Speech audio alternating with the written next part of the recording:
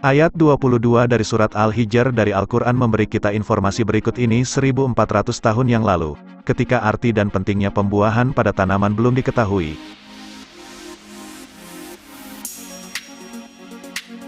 Dan kami mengirimkan angin yang mengawinkan.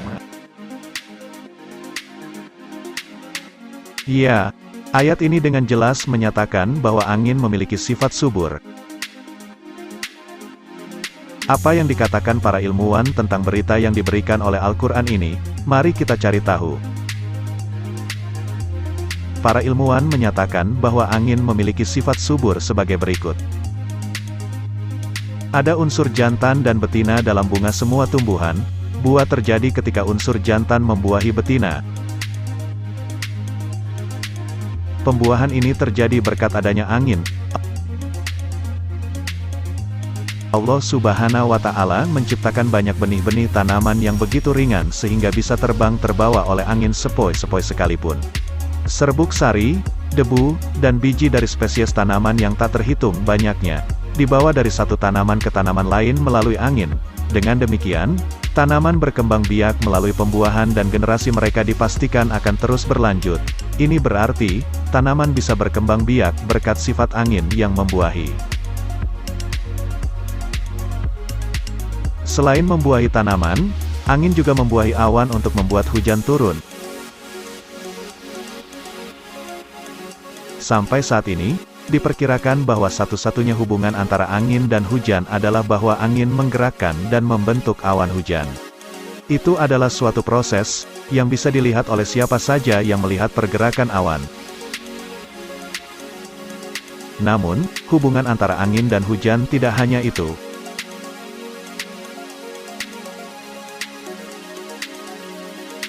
Gelembung udara yang disebut aerosol, terbentuk di permukaan laut dan perairan lainnya karena berbusa.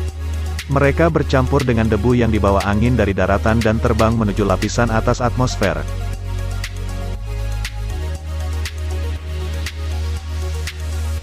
Partikel-partikel ini terbentuk oleh angin yang bercampur dengan uap air dan uap air akan mengembun di sekitar partikel-partikel ini. Jika bukan karena partikel-partikel ini, 100% uap air tidak dapat membentuk awan. Awan terbentuk ketika angin membuahi uap air yang tersebar di udara dengan partikel yang dibawanya.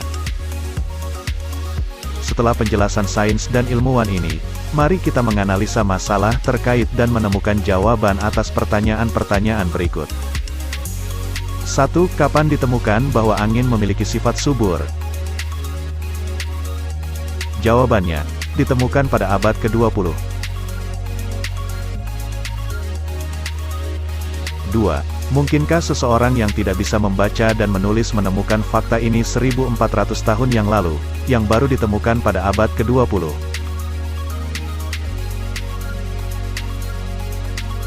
Jawabannya, tidak mungkin, hanya orang gila yang bisa mengklaim bahwa semua itu mungkin. 3. Bagaimana dapat dijelaskan fakta bahwa angin memiliki sifat mengawinkan yang disebutkan dalam Al-Quran, jika tidak diterima ketegasan, bahwa Al-Quran adalah kalam Allah? Jawabannya, tidak dapat dijelaskan dengan cara apapun. Jika Al-Quran tidak diterima sebagai kalam Allah, baik informasi yang diberikan oleh Al-Quran maupun fakta ilmiah lainnya, tidak akan dapat dijelaskan.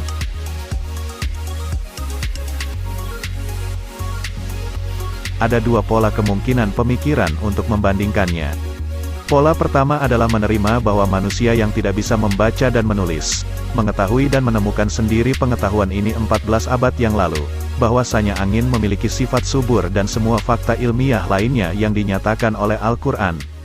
Atau pola kedua yang mengatakan dan menegaskan bahwa Al-Quran adalah kitab Allah. Semua berita di dalamnya adalah kalam Allah. Tidak ada kemungkinan lain.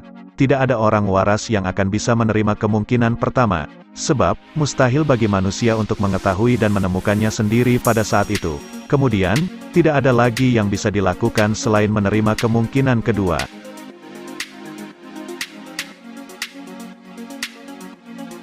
Kitab ini adalah kitab Allah, yang adalah alam al-ghuyub, yang mengetahui segala sesuatu yang gaib.